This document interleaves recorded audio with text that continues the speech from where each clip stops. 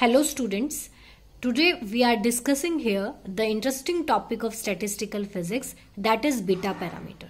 अगर हम इसको मीनिंगफुली समझना चाहें स्टूडेंट्स तो आज हम जो डेरिवेशन कर रहे हैं उसमें हम फाइंड आउट क्या करना चाह रहे हैं कि we have a two system, they are in thermal contact and we want to find the condition of equilibrium according to statistical mechanics. Means हमारे पास ये दो सिस्टम है जिनको मैंने A और B से नोटेशंस प्रोवाइड की हैं. ये दोनों ही थर्मल कॉन्टैक्ट में है एक दूसरे के. तो अब मैं यहाँ पे ये फाइंड आउट करना चाह रही हूँ कि इन दोनों के इक्विलिब्रियम में आने की कंडीशन क्या होगी. Got my point. Hope so आपको समझ आ गया होगा कि हम इस डेरिवेशन में क्या करना चाह रहे हैं. लेकिन स्टूडेंट्स मैंने यहाँ इस डेरिवेशन का नेम बीटा पैरामीटर भी लिखा है, बट मैं आपके साथ यहाँ पे ये इस टाइम पे डिस्कस नहीं करना चाहूंगी कि मैंने इसको बीटा पैरामीटर क्यों लिखा है, क्योंकि जब आप डेरिवेशन को कंप्लीट कर लोगे उस टाइम पे आपको खुद ही क्लियर हो जाएगा why I have named it as a beta parameter. Got my point. तो अब हम अपनी डेरिवेशन पे आते हैं स्टूडेंट्स. तो अगर आप ध्यान से देखो तो मैंने यहाँ एक टर्म का यूज किया है, थर्मल कॉन्टैक्ट. तो थर्मल कॉन्टैक्ट का मतलब होता है कि जिन सिस्टम की आप बात कर रहे हो, जैसे मैं यहाँ पे इन दोनों सिस्टम की बात कर रही हूँ, ये दोनों थर्मल कॉन्टैक्ट में हैं. इस बात का मतलब ये है कि ए बी को एनर्जी, हीट एनर्जी दे सकता है, बी ए को दे सकता है. ठीक है. इट मीन्स जब भी कोई सिस्टम थर्मल कॉन्टैक्ट में है, आपको ये बोला जाए तो आपके माइंड में ये पिक्चर बननी चाहिए कि those system can exchange heat energy with each other. एक दूसरे के साथ वो हीट एनर्जी को क्या कर सकते हैं, इंटरचेंज कर सकते हैं. Got my point. तो अब हमें थर्मल कॉन्टैक्ट का मीनिंग भी क्लियर हो चुका है. अब स्टूडेंट्स अगर आपको ध्यान हो तो आपने थर्मोडायनेमिक्स में कि जब आपके पास दो सिस्टम हो और वो दोनों के दोनों एक दूसरे से थर्मल कांटेक्ट में हो, तो हम थर्मोडायनेमिक्स में ये बोलते हैं कि सिस्टम जब इक्विलिब्रियम पे होंगे ना तो दोनों का टेम्परेचर सेम होगा.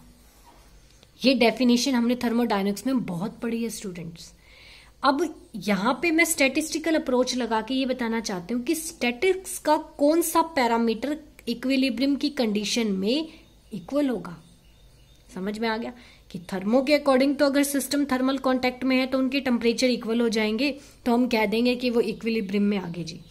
लेकिन अब मैं क्या निकालना चाह रही हूँ कि स्टैट के अकॉर्डिंग जब थर्मली कॉन्टेक्टेड सिस्टम होते हैं तो वो इक्विलिब्रियम में आएंगे, तो उनकी कौन सी फिजिकल क्वांटिटी सेम होगी. ठीक है. तो स्टूडेंट्स अब मैं डेरिवेशन स्टार्ट करती हूँ. हमने दो सिस्टम लिए हैं ए एंड बी, और इन दोनों को मैंने ये लेट कर लिया कि स्पेसिफाइड वॉल्यूम जो है वो इस सिस्टम का V है और इस सिस्टम का आपके पास V डैश है. और इस पूरे सिस्टम के लिए, ठीक है, स्पेसिफाइड जो टोटल एनर्जी है दैट इज ET. ठीक है. ET A और B दोनों सिस्टम की जो टोटल एनर्जी होगी मैं उसकी नोटेशन ले रही हूं, ET. Got my point. और ये कह सकते हैं कि जो सिस्टम A है इक्विलिब्रियम स्टेट पे इसकी एनर्जी मैंने ले ली E और इस सिस्टम की मैंने एनर्जी ले ली E डैश. ठीक है. तो ET टोटल है, तो आपको ये चीज पता ही है, तो ET की वैल्यू आप क्या लिख सकते हो, E plus E dash. E system A की होगी और E डैश सिस्टम B की होगी आपके पास. Got my point. इस इक्वेशन को मैं इक्वेशन नंबर 1 बोल देती हूँ. अब स्टूडेंट्स आपको ये पता है कि किसी भी कंडीशन में जब आप प्रोबेबिलिटी निकालते हो तो प्रोबेबिलिटी डायरेक्टली प्रोपोर्शनल होती है माइक्रो स्टेट की. मींस जिस मैक्रो स्टेट में या जिस भी स्टेट में आप सीधा बोलो चाहे, जिस स्टेट की माइक्रो स्टेट जितनी ज्यादा होंगी ना, उस सिस्टम की प्रोबेबिलिटी या उस स्टेट की प्रोबेबिलिटी उतनी ही ज्यादा होगी. अब मैंने ये निकाला कि probability of finding a system A in energy state E means मैं प्रोबेबिलिटी निकाल रही हूं इस बात की कि सिस्टम A जो है वो E एनर्जी स्टेट में रहेगा. तो वो डायरेक्टली प्रोपोर्शनल होगा किस चीज के, कि E एनर्जी स्टेट की डिस्ट्रीब्यूशन की माइक्रो स्टेट कितनी है. तो प्रोपोर्शनल हटाकर मैंने कांस्टेंट लगा दिया C और इसको इस तरीके से लिख दिया. अब ये C जो है ये कांस्टेंट है, इसको आप चाहो तो ये भी बोल सकते हो कि it is a reciprocal of total micro states in all macro state. लेकिन यहाँ पे हमने इसको डेरिवेटिव करना है तो हमें इसकी जरूरत नहीं पड़ेगी, डेरिवेटिव करते टाइम ये 0 हो जाएगा स्टूडेंट्स, तो हम इस पे ज्यादा ध्यान नहीं देंगे। आप सीधा बोल सकते हो C is a constant that depends on the nature of system A. Got my point. तो अब मैं प्रोबेबिलिटी लिखती हूँ पी ई डैश। ये आपको क्या बता रही है, probability of a system be remain in state E dash, कि सिस्टम जो हमारा बी है वो ई डैश स्टेट में रहेगा। इस बात की प्रोबेबिलिटी क्या है, डायरेक्टली प्रोपोर्शनल होगी उसकी माइक्रो स्टेट के। फिर अगर आप प्रोपोर्शनल को हटाओगे तो एक कांस्टेंट आपको यहां लगाना पड़ेगा। Got my point. तो ये इक्वेशन नंबर 2 और ये आपकी इक्वेशन नंबर 3। ठीक है स्टूडेंट्स, मींस इक्वेशन नंबर 2 हमें बता रही है probability of system A possessing energy E. Equation number 3 हमें बता रही है probability of system B possessing energy E dash. अब स्टूडेंट्स अगर मुझे इन दोनों की कंपोजिट प्रोबेबिलिटी चाहिए, means I want to find the composite probability of both the event, means मुझे दोनों एक साथ चाहिए कि सिस्टम ए की एनर्जी ई होनी चाहिए और सिस्टम बी जो है वो एनर्जी स्टेट ई डैश में होना चाहिए। तो उस प्रोबेबिलिटी को मैं पी ई डैश से लिखूंगा स्टूडेंट, पी ई इंटू में ई डैश। अब आपको पता है जब दो इवेंट आपको साइमल्टेनियसली चाहिए होते हैं, या ये कह दो कि कंपोजिट इवेंट की जो टोटल प्रोबेबिलिटी निकल कर आती है वो दोनों का प्रोडक्ट होती है, तो ये आपके पास आ जाएगी पी ई इंटू में ई डैश। अब इक्वेशन नंबर 2 और इक्वेशन नंबर 3 से जब मैं यहाँ वैल्यू पुट करूंगी स्टूडेंट्स, तो हमारे पास ये चीज बन जाएगी। ठीक है, तो स्टूडेंट्स इक्वेशन नंबर 4 अब हमारी बन चुकी है और इक्वेशन नंबर 4 हमें बता रही है probability of a system A in E state and the probability of a system be in E dash state. Means ये इक्वेशन आपको दोनों सिस्टम की साइमल्टेनियसली ई और ई डैश स्टेट में रहने की प्रोबेबिलिटी बता रही है। अब स्टूडेंट्स आपको basic principle of statistical mechanics का ध्यान होगा कि हमने उसमें ये पढ़ा था कि कोई भी सिस्टम अगर इक्विलिब्रियम स्टेट में है तो उस कंडीशन में उस स्टेट की प्रोबेबिलिटी मैक्सिमम आएगी। और ये चीज मैंने स्टार्टिंग में ही बोली है कि हम दोनों सिस्टम को थर्मल कांटेक्ट में ले रहे हैं और हमें कंडीशन निकालनी है इक्विलिब्रियम की। तो अगर ये प्रोबेबिलिटी इक्विलिब्रियम स्टेट की है तो इसकी वैल्यू तो मैक्सिमम होनी चाहिए ये। ठीक है, और मैक्सिमम वैल्यू के लिए हमें क्या करना पड़ेगा कि फर्स्ट डेरिवेटिव को इक्वेट करना पड़ेगा 0 के। तो स्टूडेंट सबसे पहले मैं ले रही हूं इस इक्वेशन का लॉग और फिर उसका डेरिवेटिव। तो देखो क्या बनेगी इक्वेशन। तो मैंने इक्वेशन नंबर 4 का डेरिवेटिव ले लिया स्टूडेंट्स। तो आपको पता है जो चीज मल्टीप्लाई में होती है लॉग में वो एडिशन में आ जाती है। तो हमारे पास इक्वेशन 4 का लॉगरिथम एक्सप्रेशन ये बन चुका है। अब स्टूडेंट्स मैं इसका डेरिवेटिव करना चाहती हूँ और आपको ये चीज पता है यहाँ पे 2 वेरिएबल हैं, एक ई और एक ई डैश। ठीक है, वो दोनों एक दूसरे पे डिपेंड करते हैं क्योंकि ई टी टोटल है और टोटल आपके पास कांस्टेंट रहेगी। तो अगर ई इंक्रीज हो रहा है तो ई डैश डिक्रीज होगा। ठीक है, और अगर ई डिक्रीज होगा तो ई डैश इंक्रीज हो जाएगा। मीन्स ये दोनों एक दूसरे पे डिपेंड कर रहे हैं। तो इस इक्वेशन का डेरिवेटिव मैं ई के विद रिस्पेक्ट टू भी कर सकती हूँ और ई डैश के भी, वो आपकी मर्जी है। आप चाहे ई के रिस्पेक्ट कर दो या ई डैश के। मैं यहाँ पे स्टूडेंट्स इस इक्वेशन का डेरिवेटिव विद रिस्पेक्ट टू ई कर रही हूँ। Got my point. तो चाहे आप किसी के विद रिस्पेक्ट टू भी कर रहे हो ई या ई डैश, तो इन दोनों का डेरिवेटिव तो वैसे भी 0 होना है। तो इन दोनों का डेरिवेटिव 0 हो जाएगा और इन टर्म्स का देखो क्या बन जाएगा, ये हो जाएगा स्टूडेंट्स इसका डेरिवेटिव विद रिस्पेक्ट टू ई। मैंने एज सच लिखा है, इसको सॉल्व नहीं किया क्योंकि आपको पता है इसकी मैक्सिमम वैल्यू है। मैं फर्स्ट डेरिवेटिव को 0 के इक्वल ही करने वाली हूँ। इसका भी 0 हो जाएगा, कांस्टेंट टर्म है, इसका डेरिवेटिव भी 0 आएगा और इसका इस तरीके से और इसका भी इस तरीके से। अब स्टूडेंट यहाँ तो चलो ठीक है, ये फंक्शन भी ई का है, डेरिवेटिव भी विद रिस्पेक्ट टू ई है, लेकिन यहाँ देखो ये फंक्शन ई डैश का है और डेरिवेटिव विद रिस्पेक्ट टू ई है। तो मैंने क्या किया, नेक्स्ट टर्म में किस तरीके से लिखा कि इसको एज सच लिख दिया, इन दोनों टर्म्स को तो वैनिश होगी ये एज सच। इसको मैंने चेन रूल लगा दिया जो आपने मैथ्स में बहुत अच्छे से पढ़ा हुआ है। मैंने ई डैश को इंट्रोड्यूस कर दिया। ठीक है, अब यहाँ पे स्टूडेंट मोस्ट प्रोबेबल स्टेट के लिए मैं इसको 0 के इक्वल रख देती हूँ और मुझे इसकी वैल्यू चाहिए। ठीक है, अब इसकी वैल्यू आप कहाँ से निकालोगे, अगर आपको ध्यान हो तो इक्वेशन नंबर 1 से इसकी वैल्यू निकल सकती है। कैसे? मैं इस इक्वेशन का डेरिवेटिव करती हूँ विद रिस्पेक्ट टू ई, तो आपको पता है टोटल एनर्जी तो कांस्टेंट ही रहेगी, ठीक है।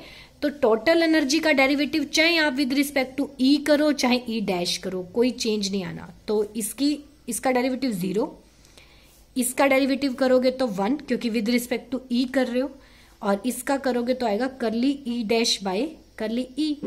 तो यहां से आपके पास करली ई डैश बाय करली ई की वैल्यू कितनी आ रही है? -1। मुझे यही तो चाहिए, तो मैंने क्या किया स्टूडेंट, यहां पे इसकी वैल्यू पुट कर दी -1। तो हमारा एक्सप्रेशन बन जाएगा, ये देखो स्टूडेंट्स, मैंने इसको -1 पुट किया तो हमारा एक्सप्रेशन ये बन चुका है। फर्स्ट डेरिवेटिव को मैंने 0 के इक्वेट कर दिया। अब यहां से हमारे पास ये कंडीशन आ गई। अब ये जो इक्वेशन बनी है ना student, it is a required condition of equilibrium between two given system, those are in a thermal contact. तो स्टैटिस्टिकल फिजिक्स के अकॉर्डिंग जब हमारे पास दो सिस्टम इक्विलिब्रियम में होंगे तो उस टाइम पे उनका ये वाला पैरामीटर जो होगा वो दोनों सिस्टम का सेम आएगा, ठीक है। और इसको बार बार इतना बड़ा लिखने के बजाय मैं इसको बीटा से डिनोट कर देती हूँ स्टूडेंट्स। तो हम इसको ऐसे लिख सकते हैं कि beta is equals to beta dash, ठीक है। बीटा जो है ये पैरामीटर किसका है? सिस्टम ए का, और ये किसका है? सिस्टम बी का। तो अब हम इसकी पहचान भी करेंगे, लेकिन यहां तक आपको ये चीज तो क्लियर होगी होगी मैंने इस डेरिवेशन को बीटा पैरामीटर क्यों लिखा, क्योंकि डेरिवेशन के एंड में जो हम पैरामीटर इक्वेट करते हैं वो बीटा पैरामीटर ही होता है स्टूडेंट्स। कि ये दो सिस्टम अगर थर्मल इक्विलिब्रियम में है तो इन दोनों सिस्टम का बीटा पैरामीटर जो होगा वो सेम आएगा, ठीक है। अब पहचान करते हैं कि बीटा पैरामीटर की वैल्यू क्या है। तो स्टूडेंट्स हम कंडीशन तो निकाल चुके हैं, अब आपको पता है बीटा की वैल्यू ये होती है। तो यहां से अगर आप देखो चाहो तो आप इसको ऐसे भी लिख सकते हो, इसका डेरिवेटिव करके कि जो लोग के साथ में होती है टर्म वो डिवाइड में, और उसके बाद ये चीज आ जाएगी, ठीक है। अब यहां देखो स्टूडेंट्स, बीटा के यूनिट्स जो होंगे वो एनर्जी के इनवर्स होंगे। इस तरह से यूनिट्स की हेल्प से मैं बीटा की वैल्यू तो निकाल सकती हूँ, ठीक है। आपने थर्मो के अकॉर्डिंग क्या पढ़ा था कि टेम्परेचर सेम होना चाहिए, और स्टैट के अकॉर्डिंग ये दोनों सेम होने चाहिए। अब मैं कह रही हूं कि बीटा के यूनिट्स जो होंगे वो एनर्जी के रेसिप्रोकल होंगे। तो एक कंडीशन ये, एक कंडीशन ये, और एक एनर्जी की हिंट कि इसके यूनिट क्या होंगे? एनर्जी के इनवर्स मींस जूल इनवर्स होंगे। तो मैं बीटा को ऐसे लिख सकती हूँ 1/kT। अब देखो के यूनिट क्या होते हैं? जूल पर केल्विन। टेम्परेचर के यूनिट क्या होते हैं? केल्विन। तो केल्विन से केल्विन कैंसिल हो जाएगा, डिनोमिनेटर में 1 डिवाइड बाय जे रह गया, मींस जूल इनवर्स यूनिट आ गए ना इसके। तो हम ये कह सकते हैं कि बीटा की वैल्यू क्या होती है? के 1/kT। के बोल्ट्जमैन कांस्टेंट है और टी उस सिस्टम का टेम्परेचर है। तो यहां से हमारे पास ये डेरिवेशन स्टूडेंट्स ये कंक्लूजन निकाल के देती है कि जब भी कोई दो सिस्टम इक्विलिब्रियम में है, थर्मल कांटेक्ट में भी हैं, तो उनके बीटा पैरामीटर भी सेम होंगे और उनका टेम्परेचर भी सेम होगा। दोनों में से आप कोई भी बात बोलो एक ही चीज है, क्योंकि टेम्परेचर सेम होगा तो इस इक्वेशन के थ्रू बीटा पैरामीटर भी सेम आएगा। और ये कह दो या तो बीटा पैरामीटर सेम है तो इस इक्वेशन की हेल्प से उसका टेम्परेचर भी सेम होगा। Got my point? तो स्टूडेंट्स यहां तक अब आपके फर्स्ट यूनिट की रिवीजन कंप्लीट हुई। वैसे स्टूडेंट्स आपको ये पता है कि जब नॉर्मल एग्जाम्स पैटर्न होता है तो उस हिसाब से आपके 2 क्वेश्चन आते हैं सेक्शन 1 में, और वो दोनों 8 मार्क्स के होते हैं और आपने उसमें से कोई एक अटेम्प्ट करना होता है, ठीक है। तो इस पूरे यूनिट में हमने जो डेरिवेशंस की उसमें हमने 4 मेन डेरिवेशन की। Number 1 statistical fluctuation, number 2 distribution of N particle in K compartment, number 3 Boltzmann distribution law, फिर relation between entropy and probability, और एक डेरिवेशन ये। मोस्ट प्रोबेबल इन डेरिवेशंस में से एक डेरिवेशन तो पेपर में आती है। तो इन डेरिवेशंस को आप अच्छे से कर लेना, डेरिवेशंस हैं भी इजी बच्चे, ठीक है। फिर रही बात यहां से क्वेश्चन जब बनता है ना तो इसके साथ या तो न्यूमेरिकल आएगा प्रोबेबिलिटी से रिलेटेड, मैं प्रोबेबिलिटी चैप्टर भी आपको प्रोबेबिलिटी करा रही हूँ, मैं यहाँ पे बात भी चांस की ही कर रही हूँ स्टूडेंट, कि मोस्ट एक्सपेक्टेड क्या है आपके एग्जाम में कि ये डेरिवेशंस आप अच्छे से कर लेना।